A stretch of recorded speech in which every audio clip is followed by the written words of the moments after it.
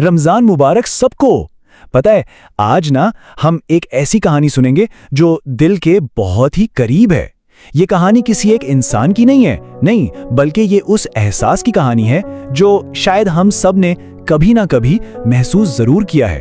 کبھی رک کر سوچا ہے کہ ایک بالکل چھوٹی سی دعا وہ جو دل کی گہرائیوں سے نکلتی ہے، ایک آنسو جو صرف اور صرف اس کے لیے ہو، وہ کیسے پوری کائنات کا رخ موڑ سکتی ہے۔ چلیں آج اسی یقین کو محسوس کرنے کی کوشش کرتے ہیں۔ تو یہ کہانی ہے ایک نوجوان کی، لیکن اس کا نام کیا تھا، وہ کہاں رہتا تھا، یہ اتنا اہم نہیں ہے۔ کیوں؟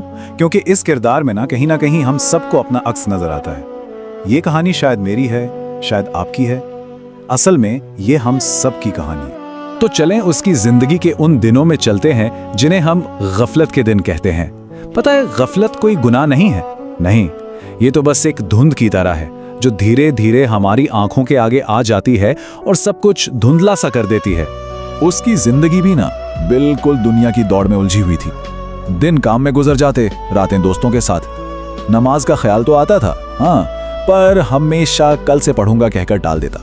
اور رمضان وہ بھی ہر سال آتا تھا، مگر روزے اور عبادت سے زیادہ افطار پارٹیوں کا مہینہ لگتا تھا۔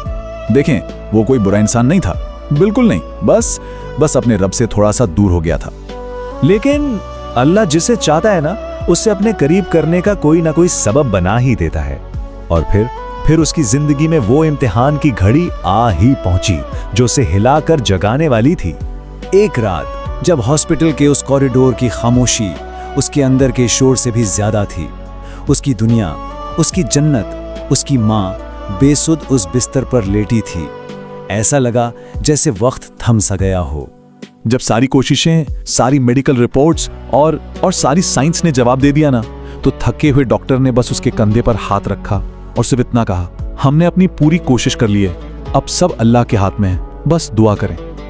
اور ایسا ہی ہوتا ہے جب انسان ہر طرف سے ٹوٹ جاتا ہے، تبھی تو وہ اس دروازے پر دستک دیتا ہے جو ہمیشہ کھلا رہتا ہے۔ اس لمحے، اس بے بسی میں شاید زندگی میں پہلی بار اس نے رواج کے لیے نہیں بلکہ اپنی روح کی گہرائیوں سے ہاتھ اٹھائے تھے۔ وہ ایک رات ہزاروں راتوں سے بھاری تھی، غفلت کے ان پردوں کو چیر کر حقیقت سے ملنے کی رات تھی وہ، اور وہ ایک سجدہ جو اس کی پوری تقدیر سے جڑنے والا تھا۔ اس کے لفظ ٹوٹے ہوئے تھے، بالکل ٹوٹے ہوئے، پر اس کے آنسوؤں کی لڑی سب کچھ بیان کر رہی تھی کہ دل کس قدر ٹوٹا ہوا ہے۔ یہ کوئی سودا نہیں تھا، نہیں، یہ ایک بچے کی اپنے رب سے التجا تھی۔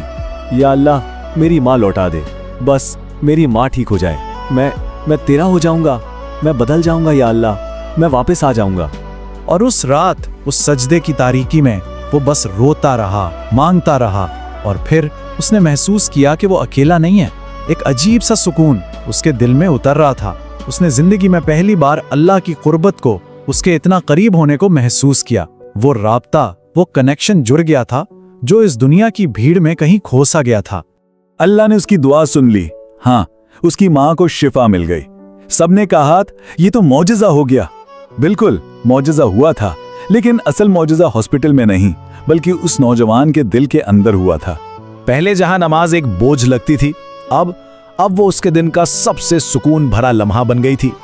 قرآن جو پہلے صرف طاق پر رکھا رہتا تھا، اب اس کے دل کا نور اس کی ہدایت بن گیا تھا۔ اور رمضان اب مہمان کی طرح نہیں آتا تھا، نہیں، بلکہ وہ اس کی روح کی بہار بن چکا تھا۔ اس نے اپنا وعدہ نبھا دیا تھا۔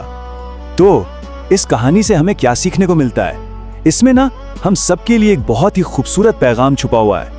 یہ کہانی ہمیں بتاتی ہے کہ کبھی کبھی زندگی کی یہ سختیاں، یہ آزمائشیں دراصل اللہ کی طرف سے بھیجی ہوئی رحمت ہوتی ہیں۔ پتہ ہے کیوں؟ کیونکہ وہ ہمیں دنیا میں اتنا غم دیکھ کر ہمیں پکارتا ہے، ہمیں واپس بلاتا ہے۔ اس لیے نہیں کہ ہم ٹوٹیں، بلکہ اس لیے تاکہ ہم پلٹ کر اس کے پاس آ جائیں۔ یاد رکھیں، یہ مشکلیں ہمیں توڑنے کے لیے نہیں آتی، یہ ہمیں جوڑنے کے لیے آتی ہیں اپنے رب سے۔ تو کیوں نہ آج ہم سب بھی ایک چھوٹا سا قدم اٹھائیں، اس رمضان کی برکت والی رات میں جب سب سو رہے ہوں، بس 2 منٹ کے لیے تنہائی میں اپنے رب سے دل کی بات کریں۔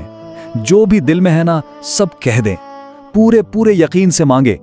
کیا پتا شاید ہماری بھی ایک چھوٹی سی دعا ہماری زندگی کا سب سے خوبصورت موڑ بن جائے۔